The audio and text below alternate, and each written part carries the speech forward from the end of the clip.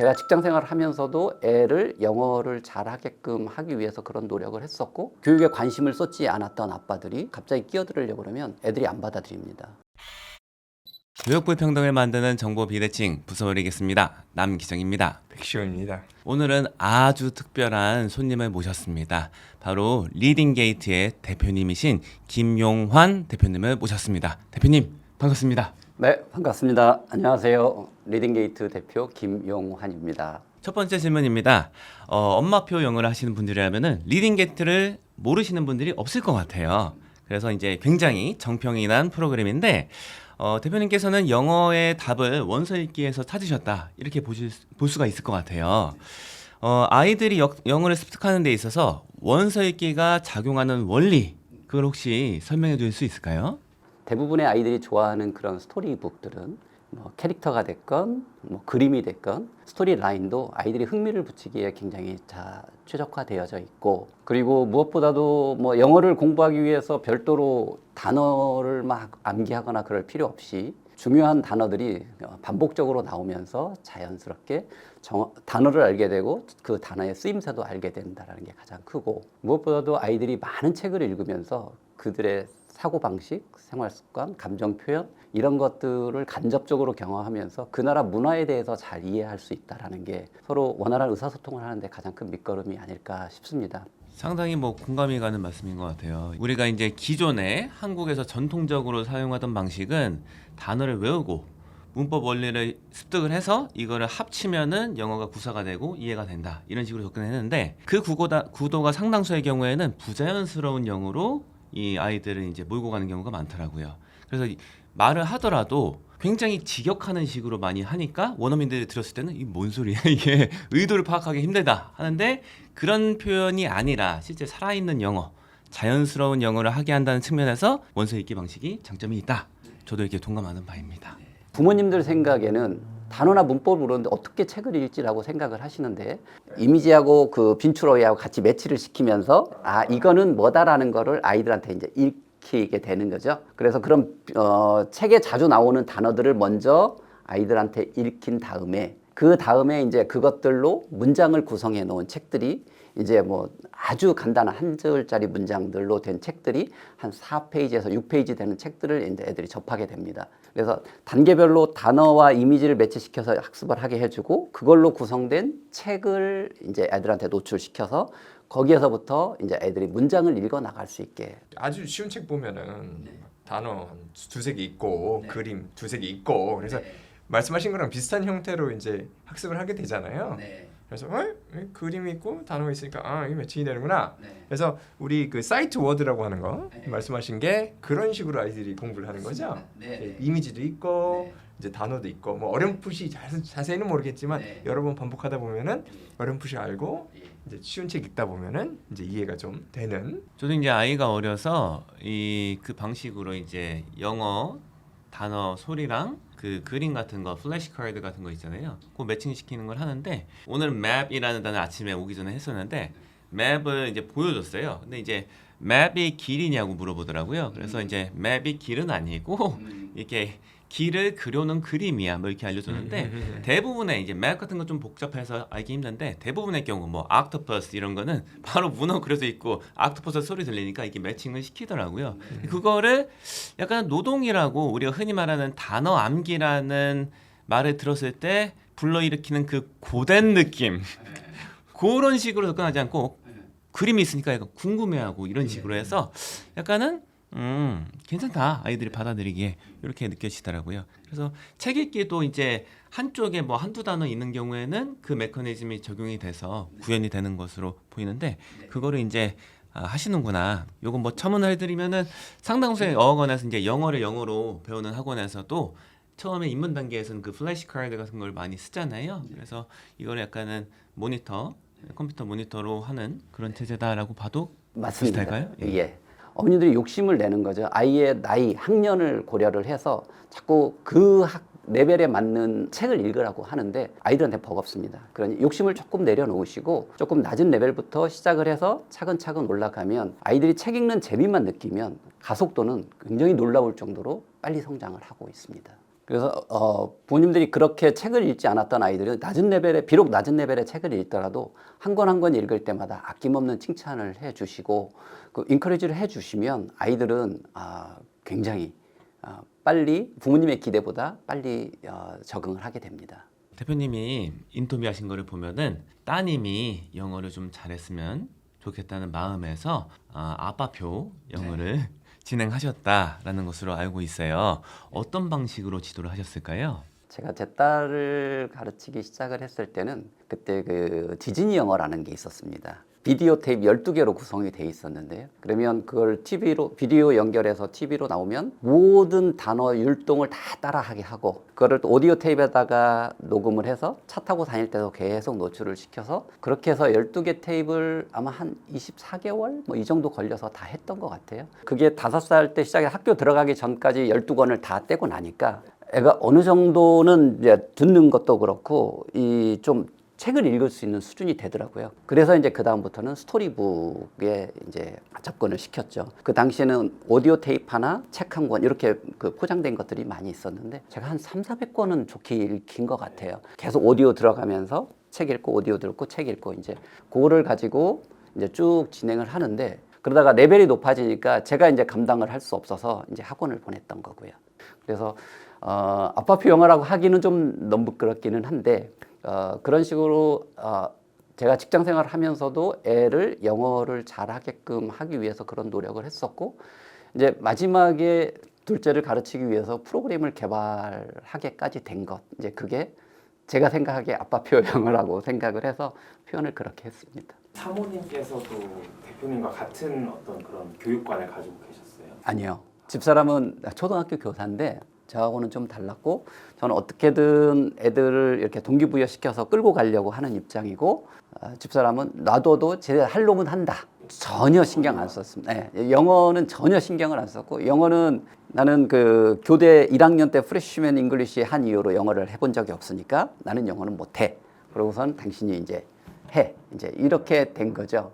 책 읽기 중심으로 가정에서 지도하시는 분들이 많은 수에 해당하는 경우가 이 케이스인데요. 뭐냐면은 한글 독서력은 이미 많이 신장을 한 상태다. 그런데 영어로 원서 읽기를 하자니 영어로 읽을 수 있는 책의 범위가 굉장히 좁다. 왜냐하면 영어 실력이 한국어 국사력만큼 안 되기 때문에 이런 경우에는 흥미를 많이 못 느낀다. 이렇게 많이들 말씀을 하세요.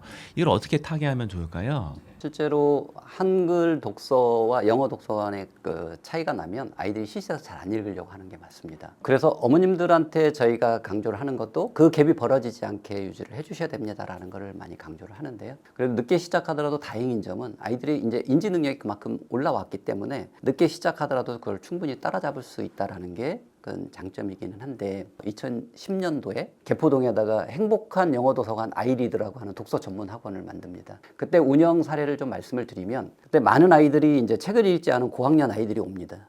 그들은 레벨 테스트를 보면은 레벨 테스트는 높게 나옵니다. 저희 레벨 테스트도 그렇고 AR 레벨 테스트도 그렇고 애들이 단어력이 조금 높으면 기본적으로 레벨이 조금 높게 나옵니다. 그런데 그 레벨에 맞는 책을 갖다 주면 아이들이 다 어렵다고 못 읽습니다. 그러면 아이들과 어머님한테 자, 너는 이 책을 읽을 수 있는 수준이야. 너는 그런 책을 지금 읽지 않았을 뿐이지 그거를 조금만 네가 훈련을 하면 이런 책은 네가 충분히 다 읽어낼 수 있어. 조금 낮은 레벨이지만 여기서부터 시작을 하자라고 하고 애한테 자존심을 세워주면서 조금 안 읽었을 뿐이니까 그리고 이제 낮은 레벨의 책을 좀 집중적으로 읽힙니다. 그러면 아이들이 아까 말씀드렸다시피 인지 능력이 많이 향상되어 있는 상태이기 때문에 낮은 레벨의 책을 아주 수월하게 척척척 읽어옵니다. 그러면 이제 자기 레벨에 맞는 책도 한두 권씩 이렇게 올라가면서 이렇게 가게 되거든요.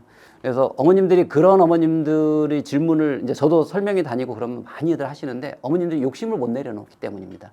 내 애는 적어도 뭐 고학년 됐으니까 이 정도 수준의 책을 읽어야 된다라는 기준을 딱 갖고 말씀을 하시니까 그런데 안 해봤는데 처음부터 그런 거를 기대를 하시면 안 됩니다. 어머님들이 조금 기대를 내려놓으시고 낮은 레벨부터 차근차근 하면 아이들은 그걸 메이크업하는 거는 아주 단시간 내에 할 수 있고요. 스스로 찾지 않더라도 조금 억지로라도 책을 그래도 쉬운 것부터 읽혀야 된다라고 저는 일단 받아들이긴 했어요. 대표님 말씀을. 애들마다 참 차이는 좀 많이 있어요. 그러니까 정답은 없는데 대부분의 경우 낮은 레벨부터 할 수 있게끔 촘촘히 엮어놨으니까 조금 욕심을 내려놓고 낮은 레벨부터 하면은 애들이 금방 따라오게 된다라는 거를 말씀을 드렸고 반드시 그것만이 답이다라고 할 수는 없을 것 같아요. 그럼에도 불구하고 난 너무 시시해서 안 해 하고 튕겨나가는 애들도 있어요. 이렇게 할 수 있습니다를 말씀드리는 거고 모든 애들이 다 이렇게 통합니다라고는 말씀을 드리기는 조금 어려울 것 같습니다.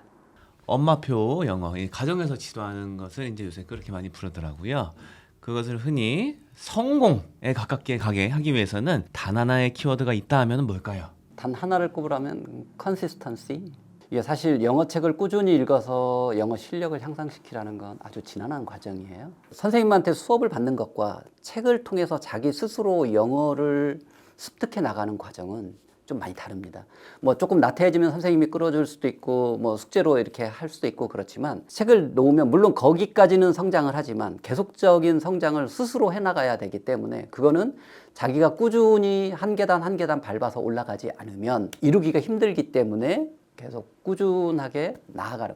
그래서 저희 그 잘 사용하는 애들은 아침 모닝 독서 이런 것들 많이 합니다. 학교 가기 전에 한 권 하고 가고 학교 갔다 와서 한 권 하고 뭐 이런 식으로 자기 생활 속에 하나로 자리를 잡게끔 이렇게 운영을 하고 계시는 분들 참 많이 있습니다. 그 대표님께서 이제 하신 말씀 들어보면은 아버지를 교육에 동참시켜라라는 말씀이 있었어요. 이게 구체적으로 어떻게 구현이 되는 건지 말씀 주실 수 있나요? 좀 오래전에 드린 말씀인데 요즘은 좀 많이 달라진 몇 년 사이에 많이 달라진 것 같아요.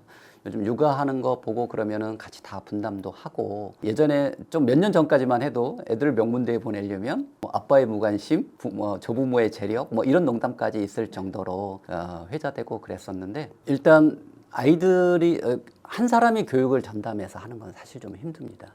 그리고 누군가 악역을 맡아서 아이를 끌고 간다고 그러면 다른 한편에서는 애를 보듬어주고 버팀목이 될 수 있는 의지할 곳이 좀 돼줘야 된다라고 생각을 하고 있고요.